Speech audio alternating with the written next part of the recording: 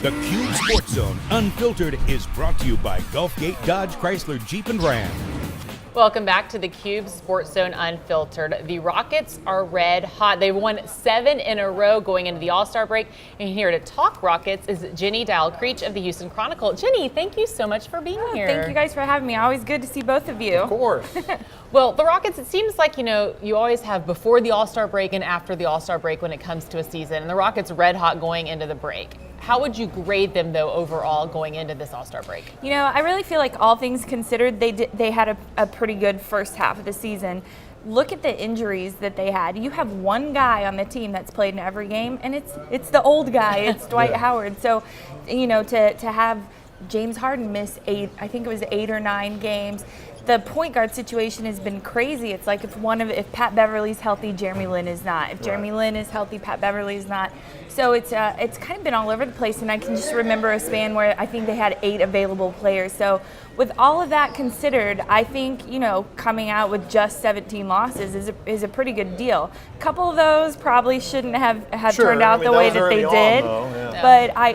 But overall, I think they've put themselves in a really good position, and I think lately we've kind of seen what this team is capable when they are in full strength with their full roster. It's funny you said that because before the season, I was one of the first people saying, you can't expect them to win it this year. I'm one of those that subscribe to the theory of you got to get there and lose before you win in the NBA more so than any other sport. I still think that's true, but they might be the second best team in the Western Conference right now.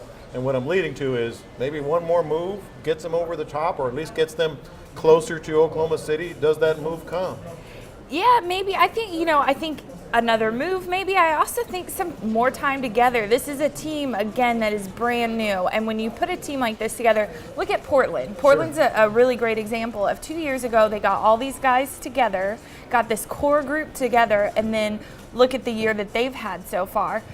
I think that's kind of what the Rockets need. A lot of people forget that these were a lot of players that A, are very young, and B, never played together. And throwing a guy like Dwight Howard in the mix with a guard-heavy team, it is difficult. You have to learn how to get him the ball above the rim more than anything else. And when you've been throwing to Omer Asik last year, he's not an above the rim player.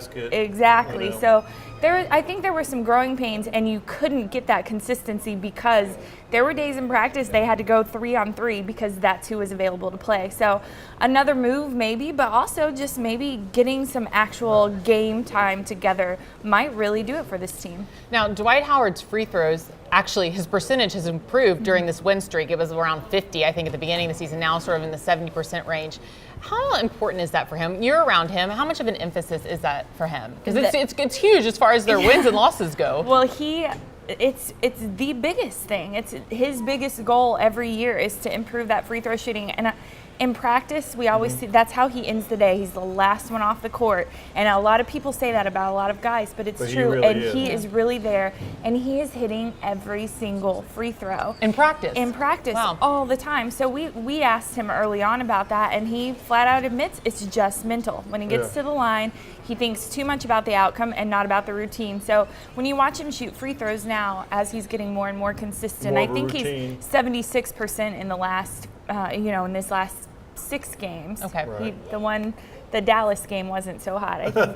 But in that time, you can see when he goes up to the line, it's always the exact same routine, and that's what he's really trying to do is just do everything the same way repeatedly instead of thinking too much about. I just mentioned that in my view they could be the second best team in the conference.